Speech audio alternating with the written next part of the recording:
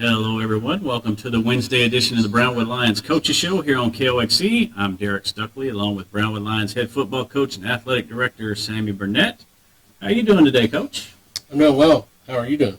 Lovely. Couldn't be better. Happy birthday to the one and only weatherman, Randy Turner. That's right. Hope you had a good day today. And the voice of the Lions. That's right. Yeah. Well, before we get into football, let's talk a little bit about yesterday. Very successful day for our other sports teams. So just give us a recap. Yeah, volleyball was successful against Gatesville last night. I wasn't able to attend that one. I was administering our junior high football games at Brownwood Stadium. First time those guys got to kick it off. Girls were successful. Glad to see them get back on a winning track. And I know those girls have been working hard. And congratulations to Coach Smith on what they did. Hope they can compound that into more to come. Our tennis team hosted Gatesville. Before the weather hit, they were up 10-2. So congratulations to Coach Hutchins and Coach Blazik for those kids for their efforts. Outstanding performance by them. And then our junior high football team had 4 games and were successful in all 4 and held the opponent to 0 points. So I was excited what I got to see with those younger kids, and excited for their future. So all in all, it was a great night for the Brownwood Lions. We can't start junior high off any better than that. No, you sure four can't. shutouts. 4 wins and 4 shutouts, pretty good. Pretty good showing. I mean, it was really nice to see those kids out there doing what they do, and we're pretty physical, and they got some size to them, and can throw and catch really well. So I was really excited to see them. Well, while we're at it, let's just touch on what else they've got going on the rest of the week. Okay, we got cross country going on today. Still haven't got results from that, but I'll get that results to you on Monday. But of course, tomorrow we have our JV and freshman team. We'll host Burnett here at Brownwood Stadium at 5 and 6:30. Remember, you can get tickets at the stadium. Just bring cash to get those tickets. Our combined team will travel to Eastland at 5 o'clock. They'll play in Eastland, and you can also purchase your tickets with cash at the gate there. And then volleyball will be at Midland Greenwood at 5 and 6 o'clock on Friday. And then we will also travel to Burnett to play a varsity football game at 7:30 on Friday night. Tickets for that can be purchased online at brownwoodisd.org. Go to athletics, and there'll be a link to purchase those tickets there. All right. Well, we're 2 days away from the Burnett game, so how are you feeling about things? How have the guys looked this week in practice? We had Monday was an off day for school, so we were able to get those kids up in the morning and go through some walkthroughs and weights and do a lot of teaching with them. Got out on the field, gave them an opportunity to have take the pads off and just do a lot of teaching, a lot of alignment adjustments and what's the word I'm looking for? Identification of fronts and formations and that kind of stuff, which I thought was good. We got a long stretch until week 11 before our kids get a break, so we're trying to find ways to keep them fresh and keep the injuries down. We're sort of banged up right now, but had a decent practice on Tuesday. Today's a good practice, so Hayes in the barn pretty much. Tomorrow we'll kick the field and go over special teams and go over a situation and scenario. Playing a Burnett team is a pretty good football team. They're led by a receiver, quarterback, safety. The Jones kid, which is Chance's cousin and Coach Jones's nephew, occurred, of course, is a Brownwood Lion that played with me, and he's the athletic director over there. His son's pretty much their standout. Got a good quarterback, got some big kids up front, and they do a good job in the secondary. So I think they're a solid football team, and we'll have to bring our A game and play like we did last week against Marble Falls if we want to be successful. But great stepping stone for us. Should be confident going into that game, but a stepping stone that we should grow and get better every week. And so I'm looking for progress from our kids from week 2 to week 3, not being complacent and thinking because we went out and beat a pretty good Marble Falls team that now we can rest on our laurels and forget what got us there. But we got to continue to work and grind and become perfectionists at what we do because it doesn't get any easier from there. You got a Glen Rose team that's ranked in the top 5, a Conley team that's ranked in the top 10, and a Steenville team that's ranked number 1, and that's what we'll face the next 3 weeks after this Friday to get ready for district. So just one more opportunity for us to step up one more rung on that ladder and see if we can't master our craft and become a better football team. Okay. A little more about Burnett, just offensively and defensively, what concerns you most about their team? I think we'll do a good job with the run. I think they do a good job throwing the ball around. Of course, they're going to try to get one-on-one matchups with Jones. And we got to, nullify him and what he does. I think the team goes as he goes. They're really going to try to find opportunities to get him the ball, whether it's at receiver, where they put him at at quarterback, and, get the ball in his hands more.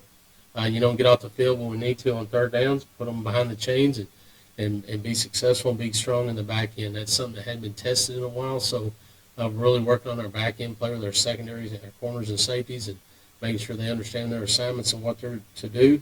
And then I think offensively, it's going to be based on us and what we do. Of course, we predicate the passing game off the run. I think that they're more of a cover 4, cover 3 team, so they're going to be softer in their coverages. We need to pull those linebackers in to try to help stop the run, which will open up our passing game, and just execute what we do. Don't blow assignments up front, whether it's running or passing. Make sure we're protecting Ike. I want to see Ike work the pocket a little better, set in the pocket, deliver some of those balls downfield instead of flushing quicker.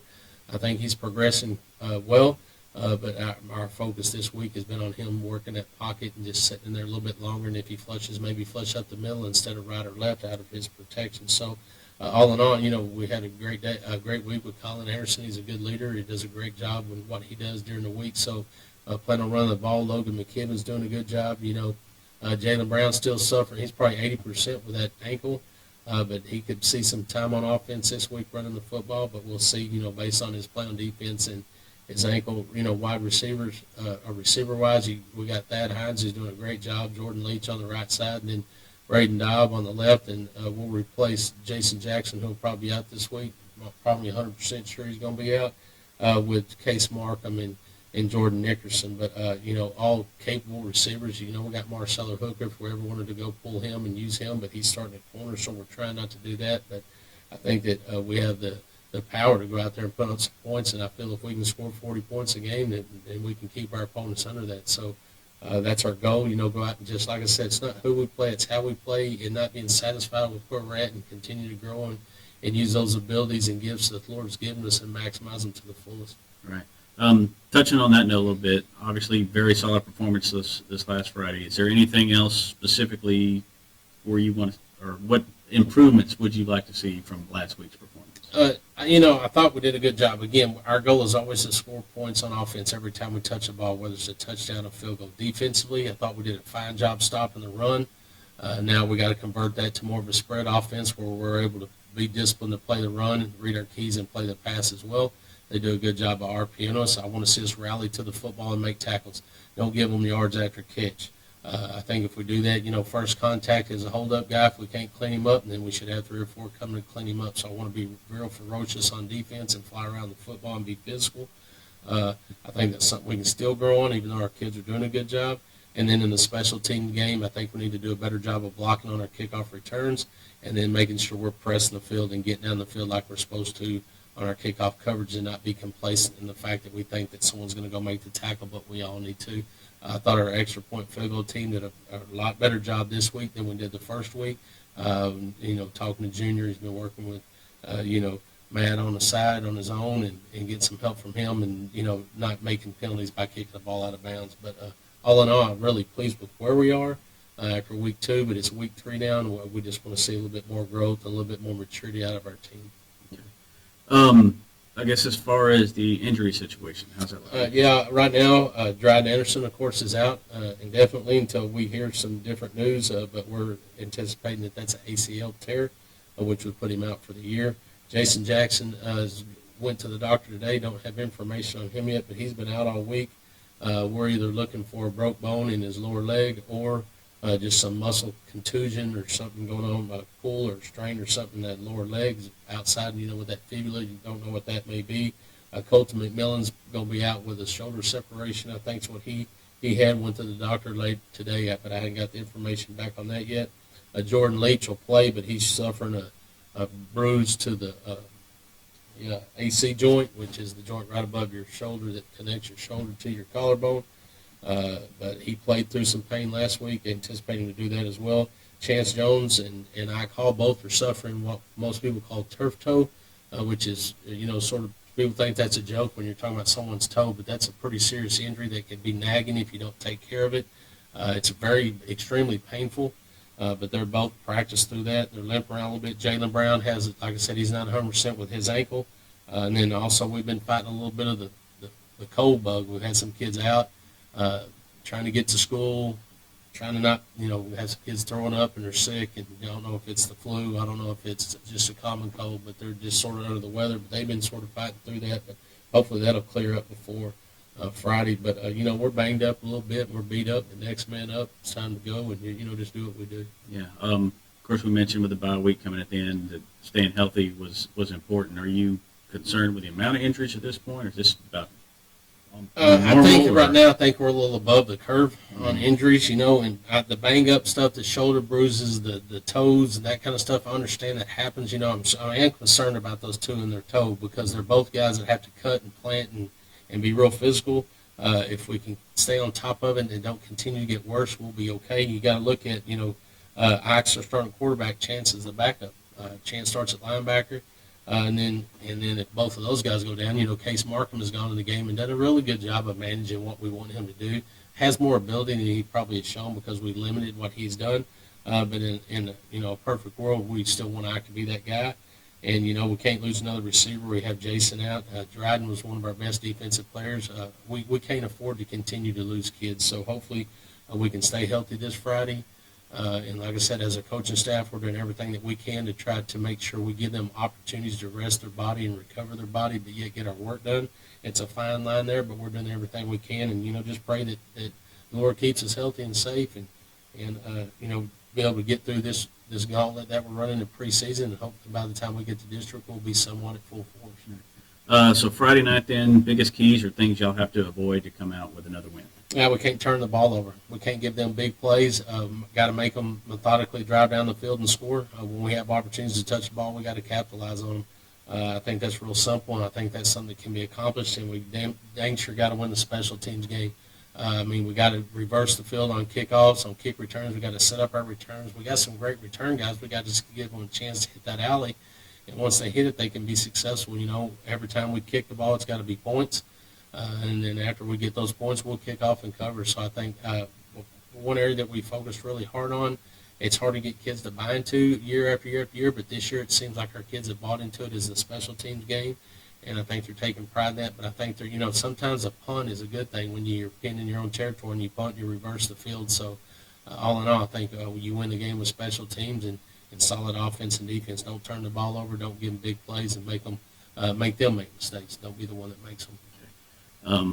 You and I sort of had this conversation the other night at the volleyball game, the Harris ratings. Mm-hmm. And they've been kind of all over the place this year, and y'all have jumped from number 31 to number 6 in the state this week. So how are you feeling about that, Well, Coach? it's crazy. We were sitting there talking about Alvarado, who we played in the last 4 years, and understand Alvarado and what they have coming through the pipeline. And for them to go from 57 to 7, we always laughed and joked about. And, of course, they dropped a little bit after getting beat by Kennedale. But then you look at us, we lose to Wiley, go from 37 to 31, and there's a lot of variables in there. But then we looked at it again this week, and we jumped from 31 to 6. There's both two-sided. You're appreciative of the respect that those kids have gained. They earned that. Now they just put a target on your back, and now you got to uphold that ranking and go out there and play the best of your ability. I try to get our kids not to focus on that kind of stuff because, as Coach Jones will tell you, you can take that ranking and clean yourself with it. That's about what it's worth. So, it's nice to be respected. We always want our program to be back in the realm of respect when it comes to elite football programs in the state of Texas, and we want that. But now, with that target on our back, we're dang sure going to have to, uphold that ranking and go out there and play to the best of our ability and let the chips fall where they may. All right. Anything else you want to mention today, Coach? Well, I think we covered it. Dang sure want to thank those that make this show possible. It's Auto Glass Magic, Burner Auto Group, Syntex Body and Paint, Syntex Equipment Sales, Citizens National Bank, and Hill Containers, Dr. Bon Young, Dr. Pepper Bottling Company, Edward Jones Investments, Henrik Medical, Howie Enterprises Humphrey Peets, Heartland Funeral Homes, Landmark Life, MC Bank, Painter & Johnson Associates, Smith & Sharp Agencies, Sonic Drive-In, Stanley Chrysler, Texas Bank, Weldon Wilson Electric, Western Bank, and Willie's Teas. All right. Well, that will wrap up today's Coaches Show. We'll be back Monday to review the Burnett game and look ahead to Glen Rose. Check us out on KOXE, the KOXE app, KOXE.com, and the KOXE Facebook pages. You bet. Have a great day, Brownwood.